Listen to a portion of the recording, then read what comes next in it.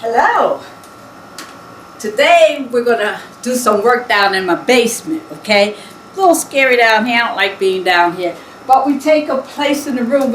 We're coming into another place in the room. You know, in this pandemic and can't go nowhere, it's always good to have extra room in the house. That way when you get tired of staying in the bedroom, like I'm always in the bedroom doing business or doing something on the computer, it's always good to break it up and come on downstairs and do some housework. So I'm downstairs in the basement now, and later on I'm going to take you outside and do some planting. So you'll get a feel and the idea of planting vegetables. And it doesn't matter where you are. You can have a yard or you could be in an apartment, but you can plant some food.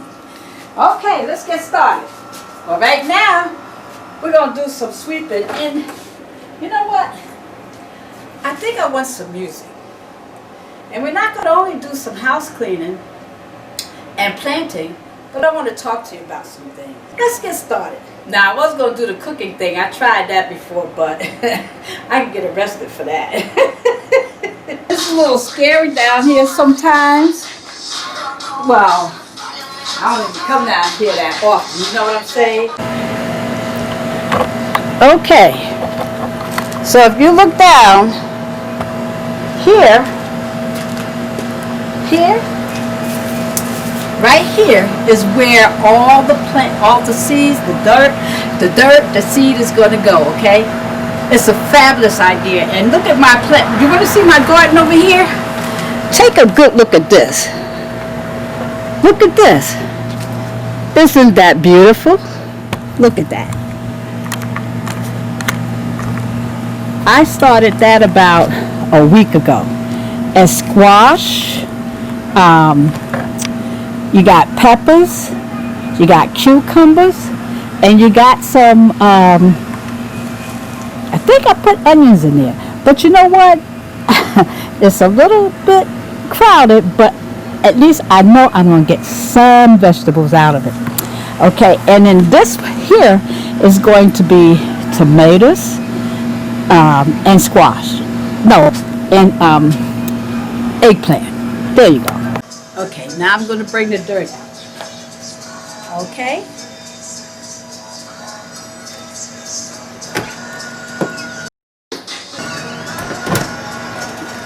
Okay, here's bag one. You know what? That hurt my back a little bit. Okay. Well, here we go. I'm going to pour it in this dish.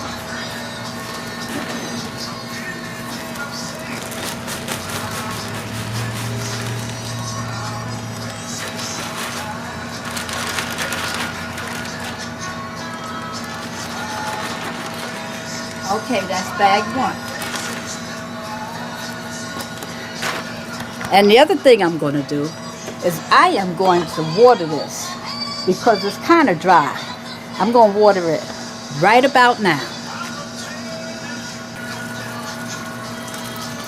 And as I'm watering this, like I said before, I want to talk to you about some things that is going on in the world today. And things that we need to do for ourselves, like for instance, this is one of them. Watering plants is fun. You know what makes it fun? Is the enjoyment of watching the growth. And what you get out of it. You get something to eat. You see, it's not like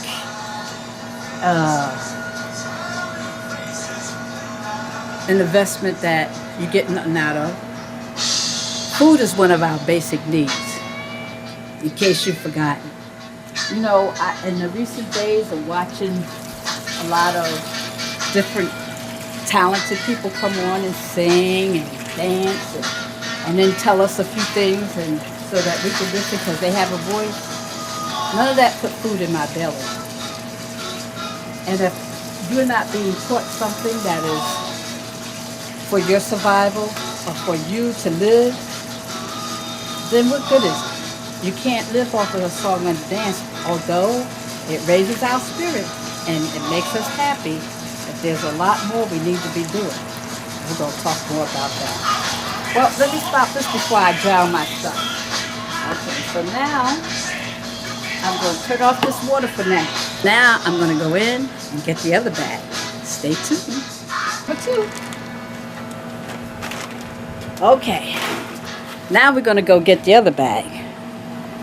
Okay, now we're going for the last bag.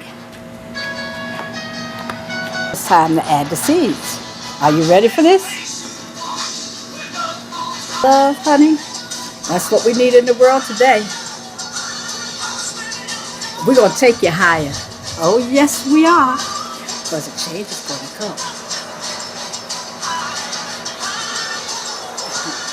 Okay. This is eggplant. That's going in.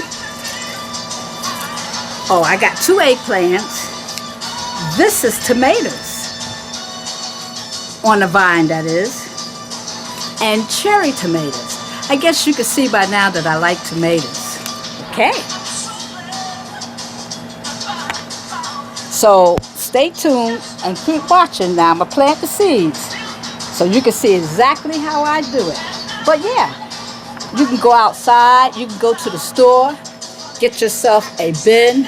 You know, things that you store in, a storage bin. Or you can use an old drawer. You can use whatever you might have handy. You don't even have to go out and buy anything, okay? You could use something like, I'm sure you got those $5 bins. Take those, buy you some seeds, and plant. And better yet, if you've been watching a lot of Pinterest, you see you could take some of the food that you buy, like the tomatoes, pepper seeds, and put it in some dirt. Voila, and it grows. But now, I have to tell you, I tried the pepper one.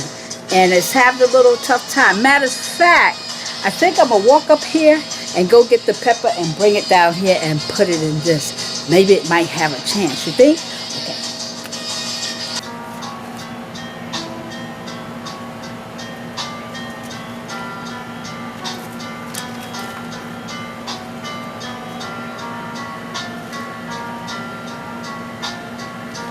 I hope they grow.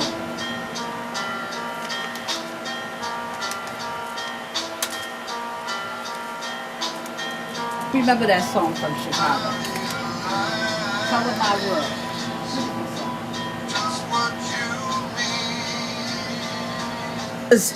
The red cherry tomato.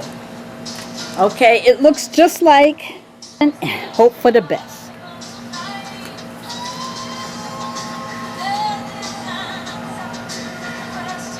Step somewhere. What I should have did was put some tomatoes and then put the last bag. But I'll mix it all in. I see why kids enjoy messing with dirt. Okay, now here comes the water.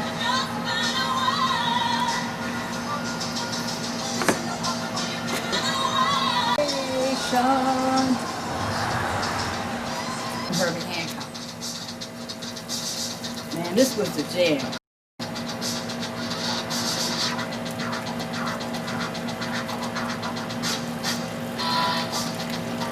Yes, indeed. For his lawnmower, and he'll be cutting grass. We're doing yard work today, and he'll do a wonderful job. Right now, it's in need of a manicure, just like me, a pedicure, and a haircut. But I ain't going nowhere to get it because I'm gonna make it work. All right now. I did make a cake, and it looked way better than that before it got cut into, okay? But I did make a cake. Doesn't that look good? I'm getting ready to eat me a piece now before I take a little break and go in my bedroom and have a conversation with you, okay? Because there's some things we truly got to talk about. All right now. Okay, now we're back into my room where I sit and I talk and just as far as systemic racism and how we can adjust ourselves to be able to grow through the growing pain of its demise. Okay? You know, in the recent days, I've heard all kinds of opinions, and everybody got one, including myself, about things, you know, about what should be done, like the police defunding. A lot of people, some are for and some are against, and uh, everybody have valid reasons as to why they don't want it, and some have valid reasons as to why they do want it. I, on the other hand, is on the side of wanting it, because here is the thing. I worked in Camden, New Jersey several years ago. I started there in 1989. At the time, the place was very impoverished. I mean, it had the highest infant mortality rate, and the crime was pretty high also. There were things that happened and that I've seen that I've never seen in a big major city like New York City, where I am born and raised from. But when I took on cases in Camden as a life skill counselor, I went into different people's homes and I worked with the community. They're kind of got the light shedding on them now because it took a lot of hard work, and that agency was always focused on community.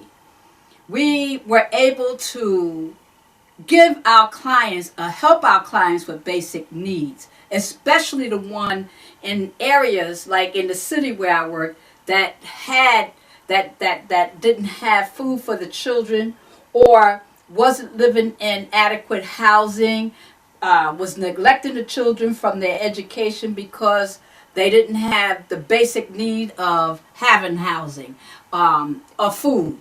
Because if you don't have your basic needs met, you don't care about anything else. You start to get depressed. You start to worry about whether your children are going to eat tonight. You know, you as a parent, a caring parent that is, you really don't care about yourself. You just want to make sure that your children don't starve. There's so many stories that I could tell you, but we won't go on that because I don't want to take too much time. I just want to be able to talk to you about some things, because we are in the conversation about racism. We're talking with white people is talking with black people is talking with black people, and we all are talking about racism. And there is a lot of things that everybody can interject that will help us all to be able to move forward together. Of course, you have a few bad apples that truly do not want to see any of this happen because they were against humanity from the get-go. And that has always been for some time. But we can overcome that because we've been going through that for 400 years with some of them. So I want to talk about language. That's the first and foremost that I want to talk about, because there are things that we can do, because in the recent days that I hear when we talk about moving forward, extinguish, let's say extinguish or kill racism, systemic racism, I hear a sound of powerlessness. And here's why: because of the language that I hear you use when you're speaking about certain topics and subjects. Like, for instance, you use the word minority. You're using that word a lot when it comes to talking about your community and the people in your community. You got to look around again. You are black, but you are of color, and you're not a minority. 3/4 of this world is with people of color. Have you listened to some of what they are saying on Facebook?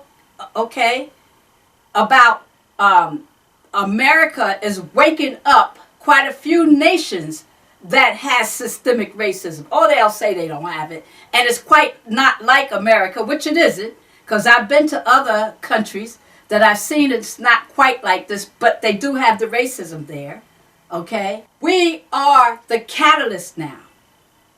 And so you got to change the language when you're referring to you or your community. And the other thing, there are a lot of white people, and I am so happy and I am pleased to have you come on board and to start voicing your strong feelings no matter what happens. Forward and trying to have, because it didn't affect you, is because you know that this is wrong. So you're stepping up and saying something.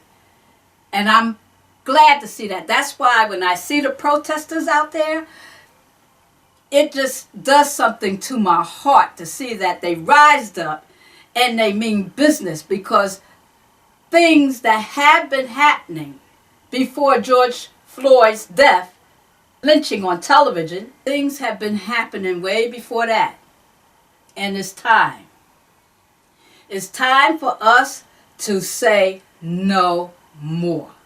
Now, these are the things that you can do in order to give yourself more power than you are giving yourself.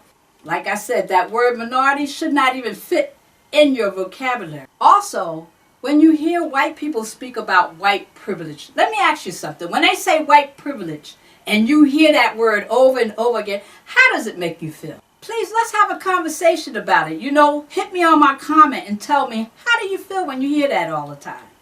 I know when I hear that all the time, it makes me feel as though I'm a second-class citizen, or that I am less than, when they talk about white privilege. And don't get me wrong, I understand the meaning behind it. Okay? The definition of white privilege is either a group, a religious, gender. They get the preference. They have privileges over others. Okay? But what you don't understand is that the things that have happened that gave you that privilege is not a spirit of God. It's not a spirit of God at all. It comes from something that is so ungodly. But yet, still we rise. As Maya Angelou said, still we rise. So, when we keep mentioning that word, you have to change your language too. Let's call it for what it really is. That's why history is so important.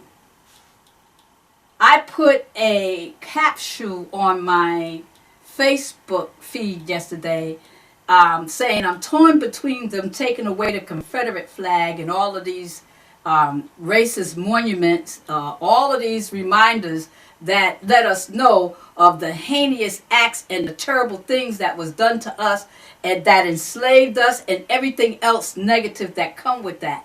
I'd rather see that put in a museum so white children could understand their side of the history, their ancestor side of the history. See, because when I was coming up, history started with slavery. They didn't go beyond history. They didn't go beyond slavery.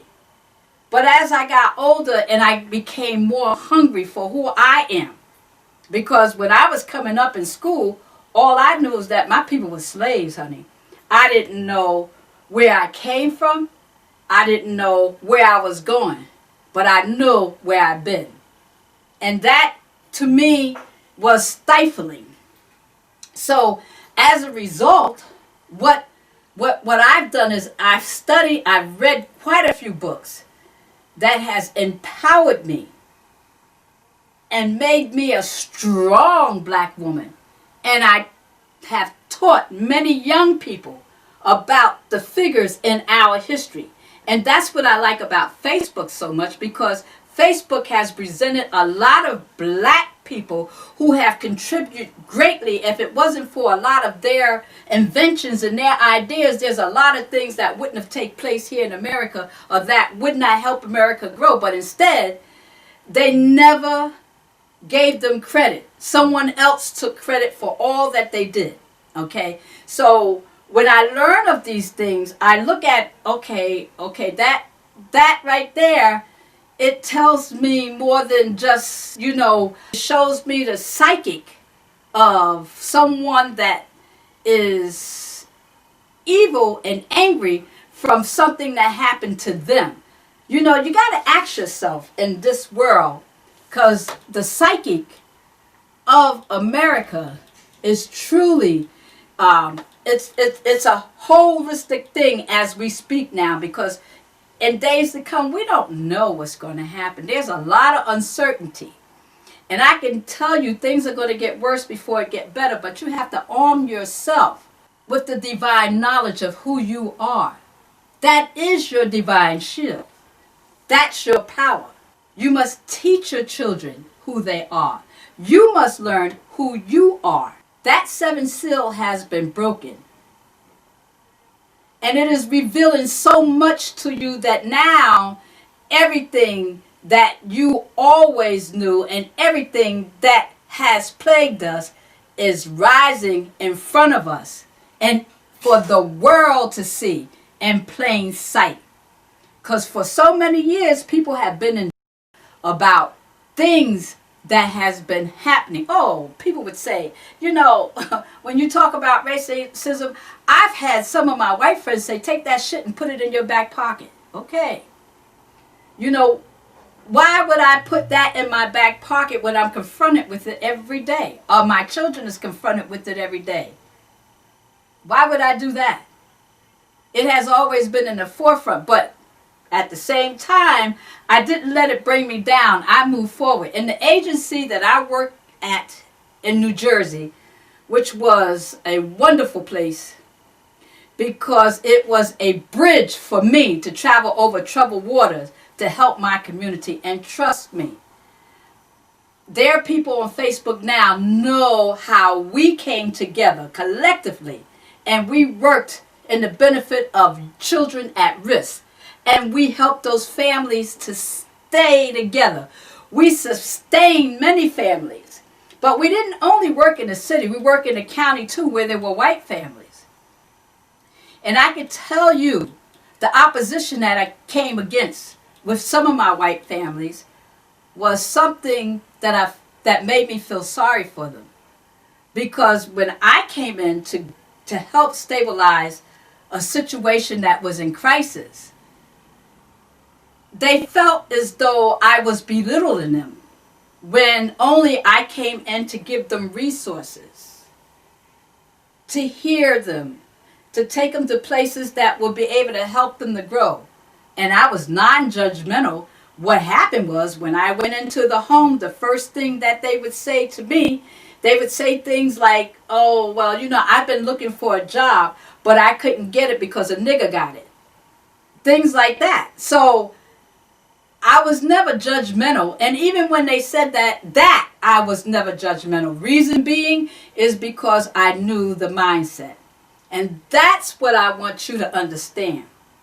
It's like when you as a therapist are dealing with children, traumatic children, children who is traumatized from things that are happening to them, and they are not able to function because nobody is listening to them. And they have to tell their story and for someone to know how to do the work. So this is where we're at in America today, because I've seen it all so often. And before I leave, because I'm not going, like I said, I'm not going to make this a long thing. I just want to talk to you, okay? And if we want to have conversations, perhaps we can get together, friends and family on Facebook. We can Zoom each other and have these conversations. I welcome it, okay? And we will have it respectfully. But we want to dissect this thing we call racism. We need to dissect it 360 degrees, not just 180. And what I mean by that is that a lot of times we're always talking about what is happening to black folks, but you got to know why it's happening to black folks. The why is the main thing. Now, a lot of people are in denial about the why, but the why is right there in your face. This is what sparked the whole thing in a nutshell. This is what sparked the protest. We saw a live lynching on television. We had a black man down, and a white man with his knee on his neck while the black man called for his mama and died. And the white man act like nothing was going to happen to him, and that was all right. Now that's pure evil. That's what you call ungodly. So, and it made people rise up because we're talking about humanity now. If we're all human, we got to march together as humans. And we've got to be genuine about it. There's going to be a lot of closet people that march with you and tell you, you know, you got some pretenders. And I'm going to tell you something. I'm going to tell you, I respect a person more when I find out how you really feel about me. You know, you standing there with a gun looking at me like you're going to kill me. Okay, well, then I know to get out of your way. But if you standing there smiling in my face and stabbing me in my back, slowly but surely killing me and throwing me under the bus, because I never see things coming, and you will not either. So you have to be cognizant of who you're dealing with and what you're dealing with. That's why if you put the divine shield on by studying your history, you'll see it first point blank. You'll understand it. So we have to heal ourselves before we can get out there and work with other people. Because there's a lot of traumatic things that have left us distrusting of one another. We have internal biases against each other. You see it in so many people. I mean, one they talk about now, Candace Owen, but she has an illness. So you know what, that's my sister and I love her. She has an illness, and there's things that is going to cause her to do some things to herself. Because she's really don't see the big picture, and she don't see the forest from the trees. Oh, but it's coming. It's coming. Now, all I got to say about that is I don't wish her any harm, but she's bringing the harm to herself by the way she decided to go. She might feel like she's in the limelight now, and she's getting all the bells and whistles and the fame and the glory, but, whoo, boy, it's a lot to pay. It's a lot to pay. So anyway, we want to continue our conversation, and we used to do this years ago on Pal Talk. I remember it's a group that I was with, and it was called, and I don't know if they still in effect. They were heading in the right direction with the conversation, and this was way back, about 10, 15 years ago. They were heading in the right direction, but then they turned on each other, and then white people would come in there, and they allow, and I'm not saying anything against white people, but they would allow white people who meant us no good. There were a few that came in there and would have the conversation and was serious about the conversation, and we would be able to talk and understand one another. Then you had those, like the ones, you know who I'm talking about, Donald Trump followers, that would come in there and they'll holler nigga, nigga, nigga, or they'll find a way to trick the system of Pal Talk and get up on top of the line and just say racial, racial verbiage that really didn't matter to us, but we didn't like the fact of them interrupting while we were in deep conversations. And at the same time, then we would get, some people in there would get mad at other people for their opinion and start disrespecting and judging. So it was hard to stay there. But the idea was brilliant because I enjoyed talking with these people. And it was called Issues with Racism. That's what it was called. And I don't know if they're still in existence. I haven't gone back into the room. And I don't know if I'm going to venture back into the room. I downloaded Pal Talk before, and it just left a bad taste in my mouth with the way they treated each other. And I just couldn't stay in there if they couldn't get serious about the conversation so that we can do things. You know, it was Pal Talk. Some years ago, you remember the Gina 6? I believe that was in Louisiana. And Michael Baisden was the one that headed up us getting together and marched down there, because they had those brothers who was innocent and they put them in jail. And we feared for their lives. So we live in Georgia. And do you know we got on the bus and went to Louisiana to protest with that group? And that came from out of Pal Talk. So I really, really, really, really want us to get serious. And Pal Talk, the issue with race, hit me up if y'all gotten serious. If y'all are still in existence and you've gotten serious, I would love to come back in the room and let's have a conversation. Well, anyway, I've said enough. I've said a mouthful. I'm going to cut a lot of the video because I don't want to be long-winded, and I want to finish getting back to Spike Lee, The Five Bloods, because it's getting really interesting now. Watch it if you can. And also watch Dave Chappelle too, because I got to watch that. I heard that was really good. Some of the things he said really, really touch a lot of people. And he always makes sense. I love me some Dave Chappelle. Well, anyway, have a great day. And stay tuned for some more of my videos when we talk about some of the issues that we really need to talk about. Okay? Okay. Have a good one. Bye.